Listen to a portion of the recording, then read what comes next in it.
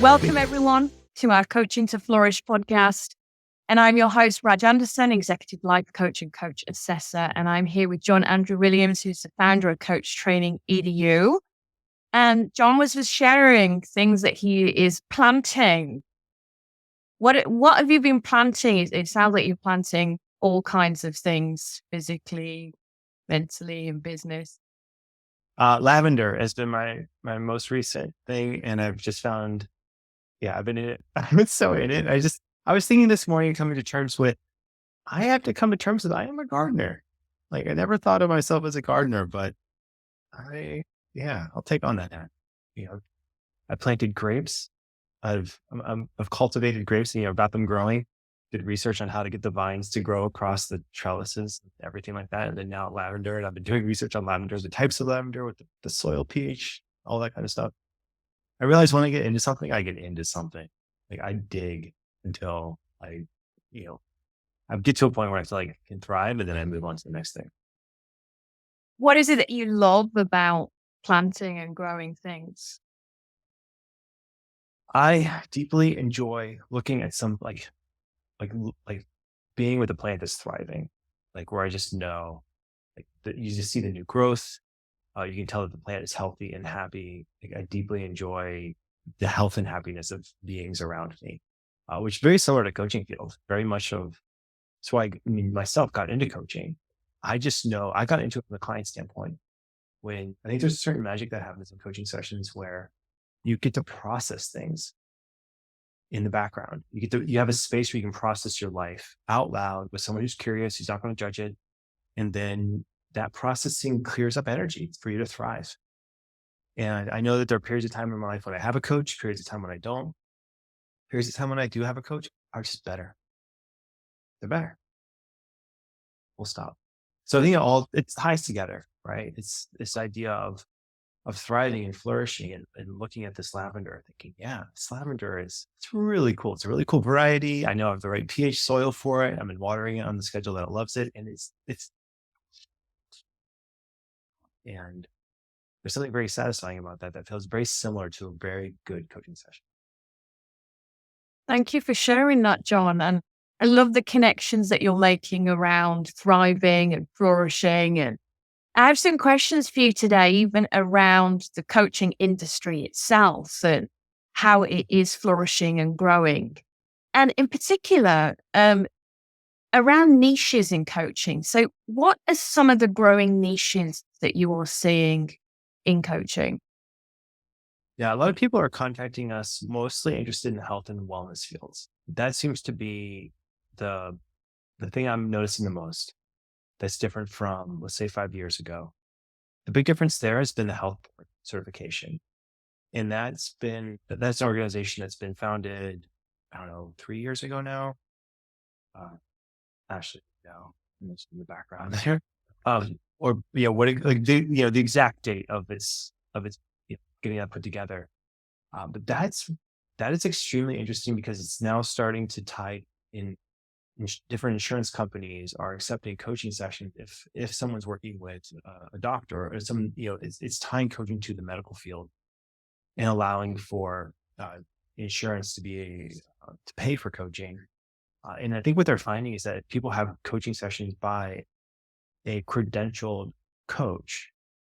That does make a difference in the bottom line, numbers that come out of that patient.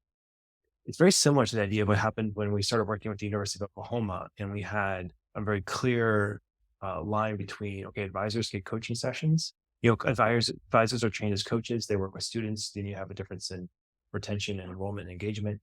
Once you have these very clear lines of value, this is where it can operate on scale. So I think one of the biggest trends in the coaching field is these kinds of events are happening where people, organizations with money, with resources are realizing coaching works.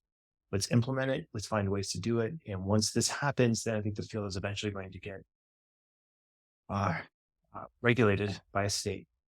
Now, you have money lines like this, regulation follows. So this is, I think now we're setting the territory and conditions for some sort of state regulation to happen, which will only increase organizations, hiring coaches, putting together these coaching programs, because now you have the legal protection of the regulation from a state level. It makes everything. Yeah, we are literally watching the the birth of an official birth of a new industry. That's exciting. It's a big deal for coaching. Yeah, yeah. It's something that I feel like I've had a front row seat at for a while, and it's starting, like the ride is starting to speed up. You know what I mean? Why else do you think there are the trend in health and wellness coaches in particular? The pandemic was something that accelerated all of this to degrees that I saw in terms of the level of interest that came at different points in the pandemic. And now it just feels like there's just a rush, like just a tidal wave of interest in the field in the last 3 years. And it's no longer people are unaware of what coaching is. It's more they've heard about it. It's now the territory of, there still are some misconceptions that people think of coaching as more as advice giving, or somehow you're an expertise in what needs to happen next, when it's almost the exact opposite. So I feel like now the field is moving into awareness, but there are certain myths that are going to get cleared up like fairly soon. I think people think of it more like training sessions, like going to the gym, or counseling, where you actually have, like, this is advice, this is the diagnosis, this is the thing you need to do next. Once that, I could see that also, if you just follow the trend line, what's most likely going to happen is there's going to be more awareness around the field, and more awareness of this is what a credentialed coach means versus a non-credentialed coach. And I've worked with both. Like, I've worked with people who are very good, subject experts. They call themselves coaches in some degree. They might have more of a consulting bent to them. And then I've worked with coaches who are ICF accredited, just coaching. The difference of working with an ICF just coaching, it's amazing. Like, it's different. And this to me is where I feel like accreditation really truly matters. Like, it's not a theoretical, oh, it's nice to have, like, you don't really need it. No. If you really want to be at the top of the game, you need to have it. If you're serious about it, you need to be credentialed, either to the health board or the ICF. So this is where I've found my long journey to settling into this spot. But I'm fully here. And what's the differentiator for you in that type of coaching? These are good questions, Raj. And it's fun to process this because I've just recently have two different kinds of these sessions. Okay, differentiator one. We'll start with the ICF and the health board. The whole 45-minute session was completely centered on me, and at no point in time did my concentration or focus ever shift away from my world, what I needed to process, the insights that I was having, the direction that I needed to go in. And at no point in time did I feel like I needed to do any mental, emotional work to take care of my coach, or to help my coach know to help my coach go in a direction that was useful for me, outside of his just directly asking me, like, okay, so where are we going? Or where do you want, like, these are the choices, where do you want to go? Right. Working with the other coach, the non-ICF credential coach, it was still helpful, it was still good, but it was maybe 10 to 20% advice given. And I found myself arguing against that advice. It was maybe 5%. Oh, this reminds me of another client that had this situation going on. This is how this relates. Another 5% of, hey, like, this is like what, here's what else I can do, or here's the other service that we might want to add into this. And then maybe a 10% of paraphrasing a little bit. So if you add all of those up, what is that, like 25, 35%, somewhere in there, that felt like I need to, like, manage, in a different way. And over a 45-minute session, different break points when a client has to manage those different elements before the focus comes directly back on them, those start to add up. And if you're charging as an executive coach, what some of these executives coach charge, like per session, like we're talking 300 to 1,000 to 2,000 a session. And if, those minutes are expensive. extremely expensive. And clients who are spending that money, if they experience what that first experience is like, where you end that session, you feel like you've gone to like it's masterful coaching. You've gone to like a true professional who delivered an experience that is a rare experience of you having the space to process everything you need to process with curiosity in a safe, confidential, uh, you know, curious container. That has an impact on the rest of your week. And you rinse and repeat over a period of time, you start to feel, you just feel different. It's subtle at first, but then the effect really starts to kick in, and it starts to become a certain clarity you see in situations that before may have been cloudy, that you may have had to rely on your friends and family and loved ones to process with you, and they until they get tired and they're like, stop talking to me already about it. Like, or you feel like you have to fight for the microphone, or you have to like, no, I really need to sit down and process this thing with you. Like, please don't. Like, don't talk to your coach first. Like, give me the too long didn't read version. So I mean, there are elements where it makes, I can feel it in my own self, where there is a certain space that you gain when you're working with a coach because you've processed what you need to process.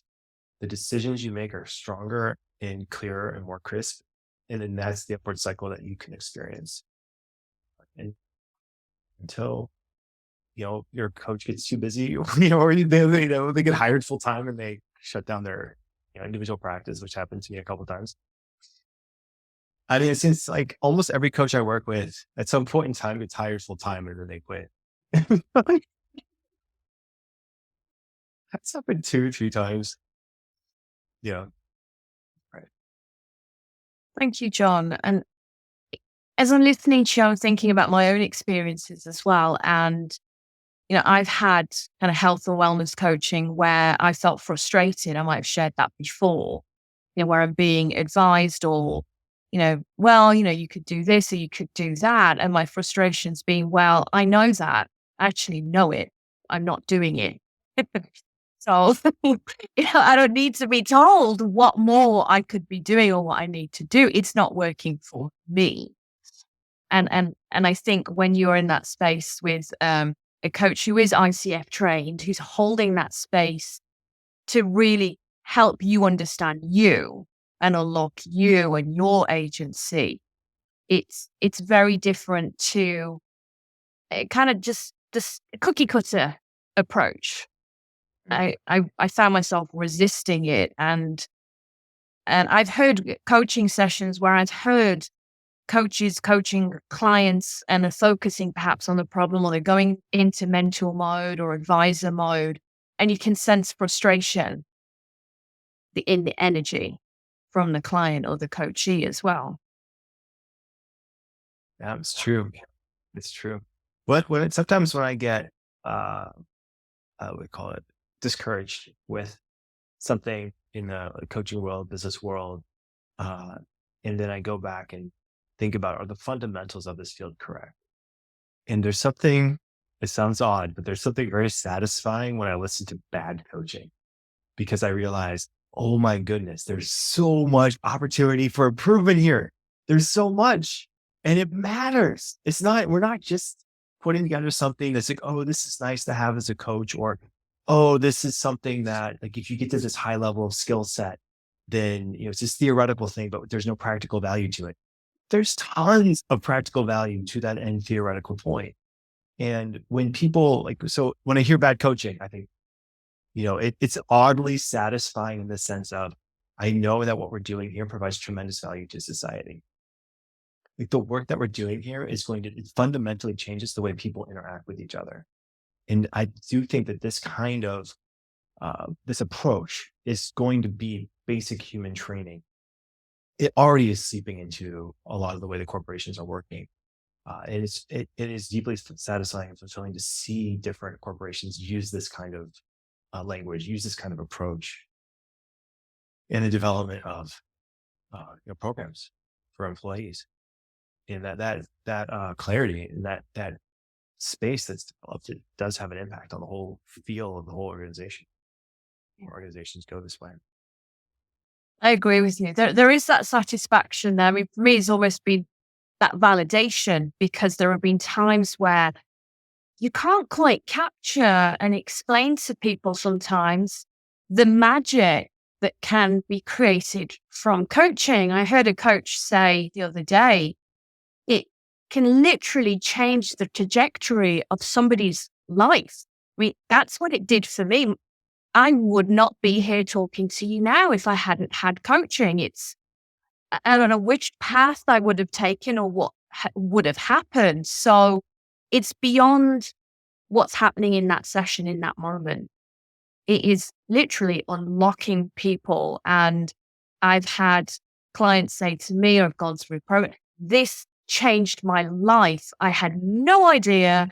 I thought I was just coming on a leadership skills program, not a life transformation program. Totally. Totally. I know we sound like those people who are like, yay, we drank the Kool-Aid. It's amazing. Yes. So what? Gotta do it. Gotta do it, people. So what guidance would you give, John, to somebody who's interested in pursuing the niche of health and wellness coaching?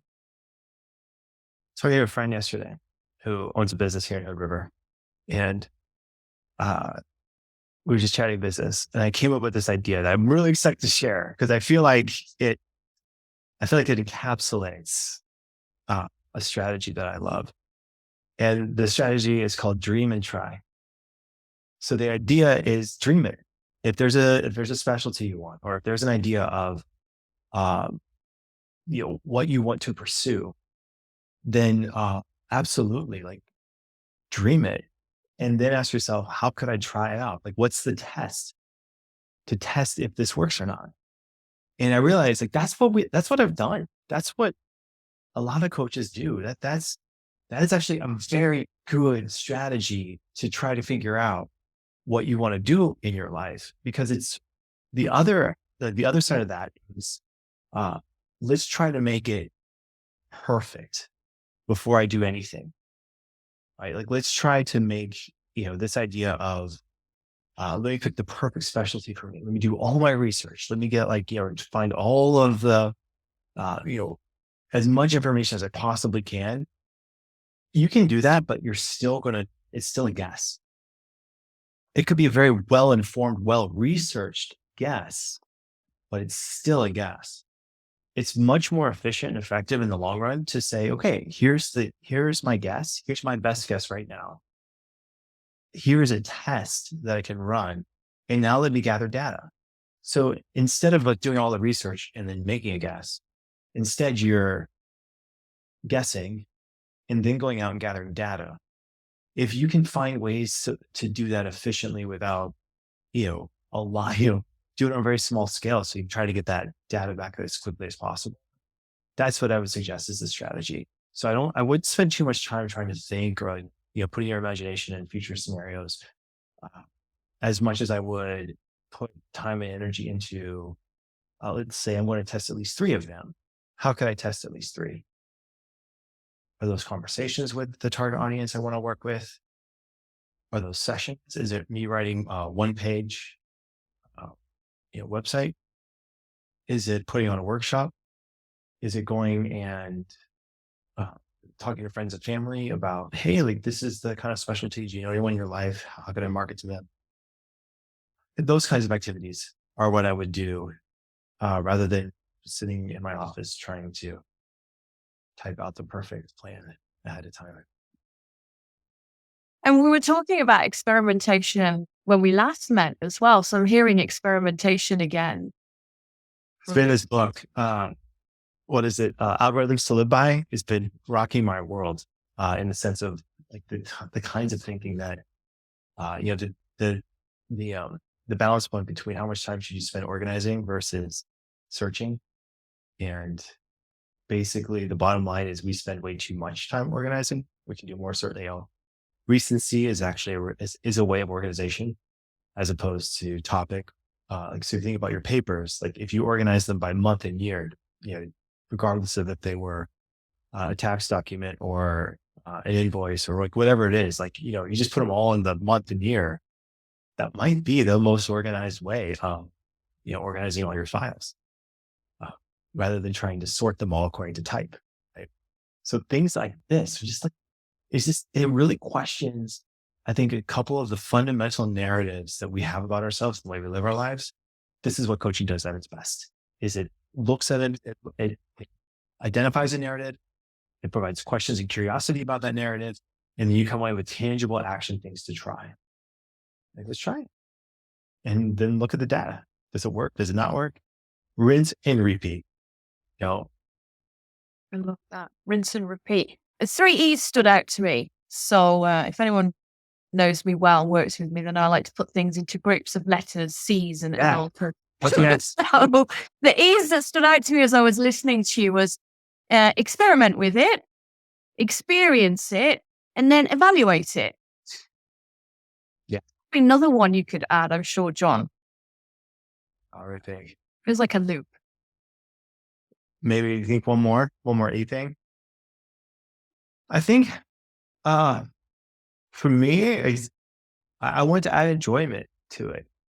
Like, I think I've been looking at also being in a space of what do I enjoy doing about this process right now? Where does it go to a space of joy? I've been looking at some of the workflows in the sales process, and there's an odd joy in being able to see a process and a flow, design a flow from front to finish the way that you would love to see it. And yeah, that's what I'm spending a lot of my time doing the last couple of weeks. And coming on the other side, I feel empowered. It feels very empowering to get in there and do the work that I've always wanted someone else to do, but realized, no, I really need to get in there and do it. And that process is then going to be like, it feels like reaching a milestone of accomplishment in terms of knowledge of a new system. It's brand new to me now. Now I can take that knowledge and then apply it to all these other areas. I feel like all these breakthroughs, and it's very similar to coaching sessions. When we have a breakthrough like this, it starts to reverberate in all the other areas of our life. And you look at evolution and biology and the history of the world, like the Cambrian explosion, where you have like an organism that can now move. All of a sudden, they take over the world. They're all over the place. The same thing with animals, plants. Same thing with our lives. We have an insight. Look at it now. Humans can fly. Was it 1914? Is that the first airplane? 1914? 100 years later, we're up at the moon. Things, computers, 1990s, and now we have AI that can do these amazing things. Yeah, I mean, same thing happens in our lives. These insights that we have that you get from coaching sessions start to have a scaled exponential impact on all the other areas of our life. And I think that's the true value proposition of coaching, is one insight can change your life forever. It change the trajectory of your life. And it feels like a good place to stop. Thank you, John. So I did hear that empowerment and enjoyment, and it does feel like closing this off with doing more of what we enjoy. So thank you for creating this enjoyable space. I'm grateful to you and grateful to our listeners. Thank you for all your insight. Thanks, Raj. You create an amazing space. It's good to riff and play and to get these ideas I've been thinking out. Appreciate it. Thanks, everyone. See you all soon. Bye-bye.